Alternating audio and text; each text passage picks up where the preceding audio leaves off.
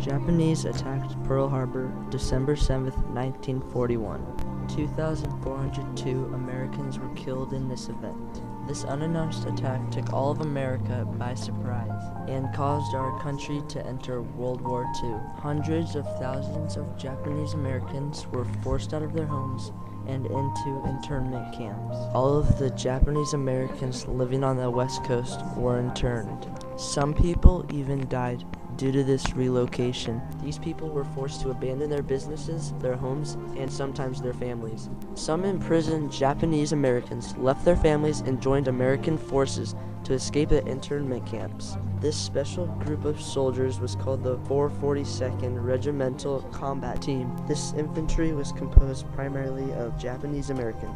Their motto was "Go for broke," which meant to risk everything to win big. These soldiers faced prejudice, suspicion, and distrust throughout their service. One of the few survivors of this courageous squad left his family to fight for the liberty of our nation. His name is Frank Kajita, a true hero. Frank Kajita was born in Florin, California on February 15, 1920. He spent his childhood working on his father's olive orchard in Fair Oaks with his 3 siblings. During his teenage years, Kajita attended San Juan High School, where he graduated. After his graduation, Kajita understood that he was not a white boy and normal like everyone else when he was refused entry to a swimming pool because of his race. This is when Kajita found out the true meaning of discrimination. Discrimination. I never even knew what the word meant until it happened. Kajita never truly realized the troubles his parents faced until it happened to him.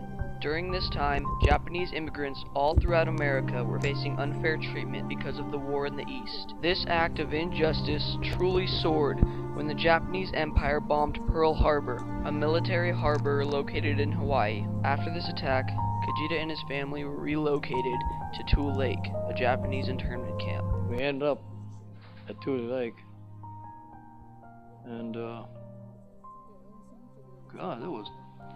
I think there was around 20,000 people there. Since Kajita came from quiet farm life, he had to adjust to the fast-paced life of the city. Throughout his life at Tule Lake, Kajita made many new friends, and also had many different jobs. After spending some time at Tule Lake, the government recruited Kajita to join the war. I remember time came when we had to make a decision. Because one of his brothers was already in service, Kajita had trouble convincing his dad to sign the loyalty oath.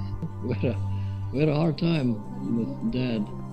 He didn't want to sign anything. After a long time of waiting, Kajita's father finally made the decision that he could not join voluntarily. However, Kajita disobeyed his father and enlisted himself into the war anyway. Kajita served for the 442nd Regimental Combat Team, which fought in Europe. This infantry contributed greatly to the success of the war. Kajita returned to Loomis in 1947 and continued fruit farming with his family. Kajita went through the troubles of the internment camps, courageously fought in the war, and helped save a nation. And this is why he is a true hero. Throughout this project, we have learned much about the lives of Japanese soldiers. They faced more pain in such a small amount of time than we have and probably will in our lifetime. It is almost impossible to comprehend the suffering they have experienced. They deserve way more respect than they are getting right now. The Japanese Americans were either forced into internment camps or sent to fight for the United States against their own country. They had to fight for freedom and respect as an American. We are born with both those freedoms, so it is hard to imagine to have to fight for them. The Heroes Project experience brought us a lot of new knowledge and made us think about real life problems that are happening in society today.